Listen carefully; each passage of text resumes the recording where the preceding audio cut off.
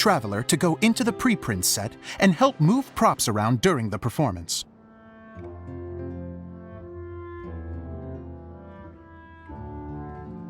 The reason is,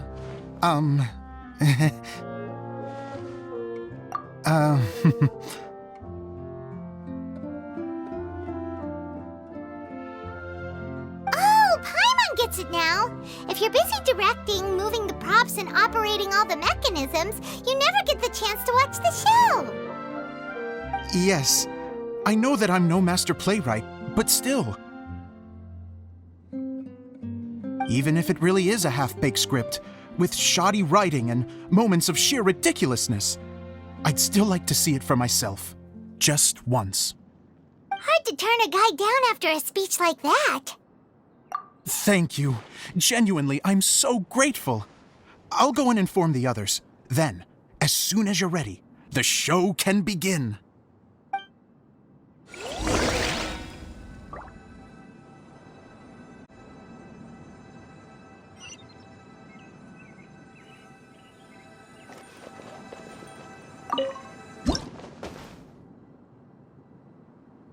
Long, long ago, there was a great thief. He lived in a land where the light did not shine, where all suffered in the darkness. People call me? Sorry, Kaya. Directly into the microphone, please. Otherwise your voice'll, you know. Okay. They call me the Dagger Bandit, but no one sees that I rob the rich and give to the poor. Here in the dark, evildoers run rampant in the shadows, while the good, honest folk stumble blindly on, just trying to find a way through.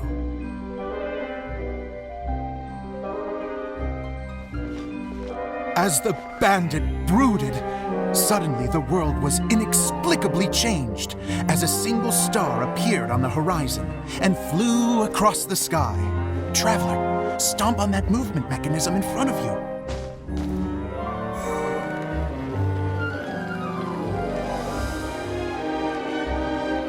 Light. A brief flash, yet enough to illuminate the world. If I can find the source of that light, I can shine it into the darkness, and the people will suffer in blindness no longer.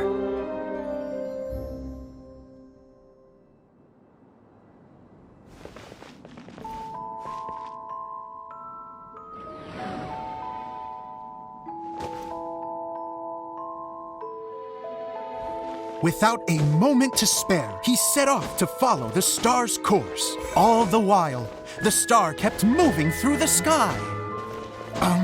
Traveler, the star kept moving through the sky.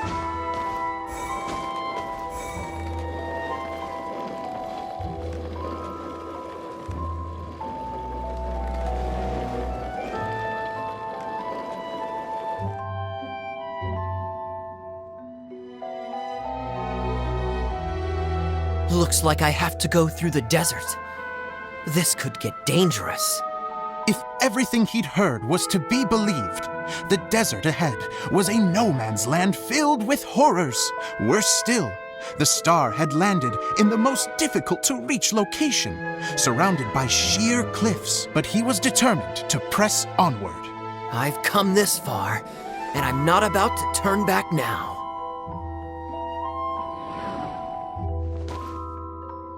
The Dagger Bandit trekked deep into the desert wasteland.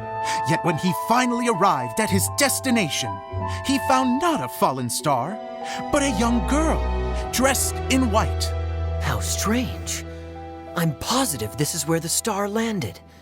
Young lady, do you know where the light has gone?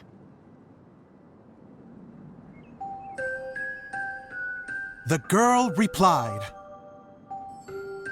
Traveler from afar, the light you seek is only a bottled flame.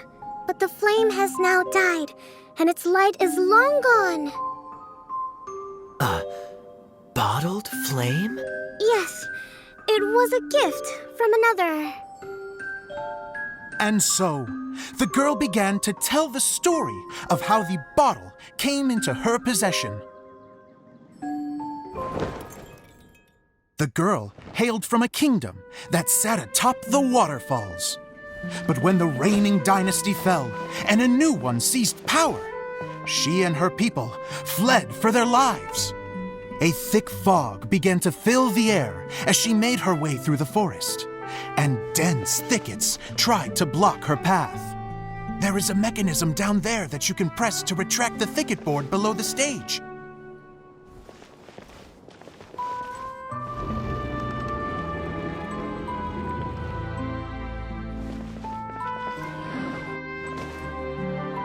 If I only had a lamp to guide me through this wretched forest, then I could survive.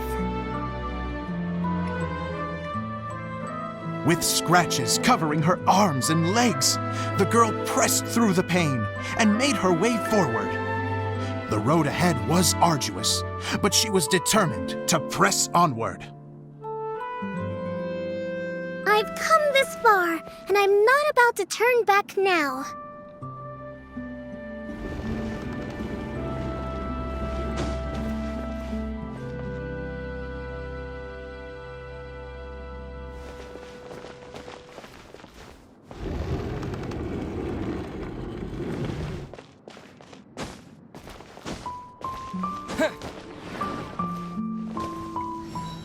But just as she was drawing near her destination, a huge stretch of thorns and brambles suddenly came into view. Despair set in and began to weigh on her heart. If only someone could help me, I would give anything in return. The girl's heartfelt wish in her moment of desperation did not go unheard. Wait! There's no mechanism for the final thicket! Ugh, I must have forgotten to check those boards. According to the story, those thickets should be gone from the stage now, right? Yes, total oversight on my part. What a pain. I can help! Traveler, catch!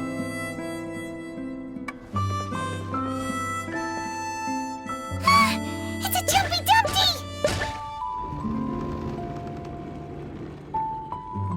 The girl's heartfelt wish did not go unheard, for a Jumpy Dumpty, who was passing by, helped to clear a path for her. Oh, thank you, Jumpy Dumpty. And so the girl continued her journey deeper into the forest. But what she found there was not a lamp, but a mage glowing with fire. So, just to clarify, it was supposed to be the mage who helped burn a path through the thicket. Save it for the end, man! The mage took pity on the girl and handed her a bottle. Then, the mage began to tell the story of how the bottle came into her possession.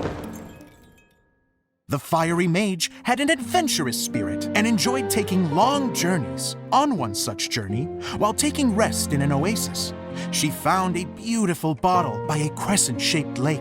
Klee, quick! Get in the light! Coming! She was an extraordinary mage with the power to grant people their wishes. She turned the bottle into a thing of equally extraordinary power. But the only place that it could make wishes come true was inside of the bottle. Oh me! Oh my! Look at this wonderful bottle of mine! It could make a fine toy! But better still, a sojourner's home! The fiery mage blew into the bottle, allowing it to grant one single wish outside its glass walls. Supposed to blow into it? Wow, it lit up! A flame was kindled within the bottle, and it began to glow a fiery red, just like the mage herself.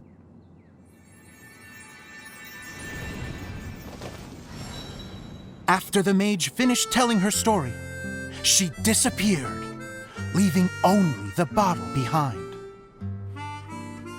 A magic bottle that can grant wishes. And I wish to leave this place and go somewhere where no one will ever find me again. And then? The bottle seemed to softly inquire.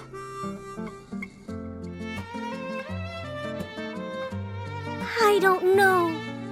The flame in the bottle faded as the girl's single wish was granted, and she found herself in the middle of the desert, far away, where no one could ever find her.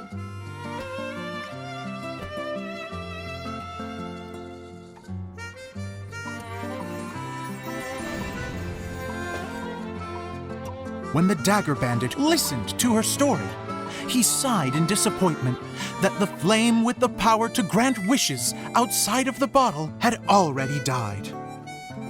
But this doesn't make sense. If it truly granted my wish, then nobody should have been able to find me here. Maybe they shouldn't. The desert is difficult and dangerous to navigate, but I was determined to make it, no matter what. Then take this bottle with you for your trouble. It may be able to grant you your wish, though sadly, only within the confines of the bottle itself. All I wish for is light. Honoring the bandit's request, the girl wished for light inside the bottle, and sure enough, it lit up. They found that while the light was only generated within, it could nonetheless shine through the glass and reach anywhere in the outside world. Even though it doesn't burn as brilliantly as the light that shone before, this is still an extraordinary light. What will you do after I take the bottle? I don't know. Well, then maybe you should come back with me. With no reason to refuse, the girl accompanied the Dagger Bandit back to the land where the light did not shine. They brought light to that place, and the darkness was dispersed, and they lived happily ever after.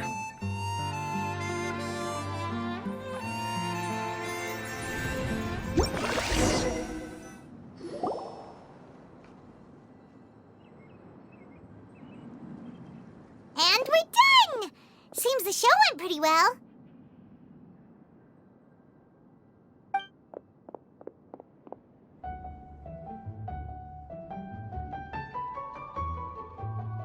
Mr. Honorary Knight! Didn't I do great? I felt like I really was the fiery mage! Wow, great costume, Glee! As soon as Paimon saw your shadow, she thought straight away, what a cute hat! Glee loves it! Thanks, Mr. Zosimos! Oh, wait, no, I mean, Mr. Director. Mr. Director? Ha! No one's ever called me that before. Thank you, my dear little mage. Thank you so much. Oh, I'm so happy. Miss Dia said that she tailored it a little bit so it would fit me, but you were the one who designed and made it.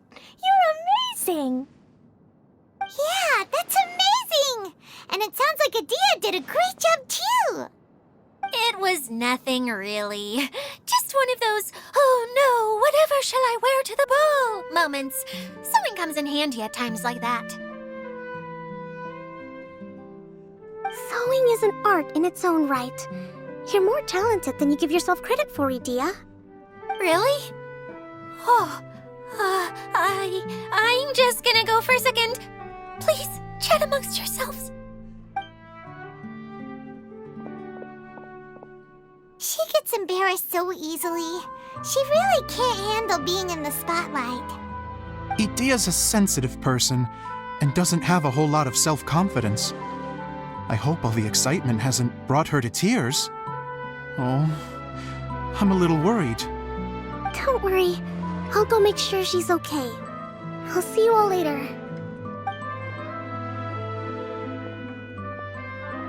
So, what did you all think of the play? Any thoughts? Huh? Uh-oh. Time to get serious. Now, are you sure you want to hear what we really think?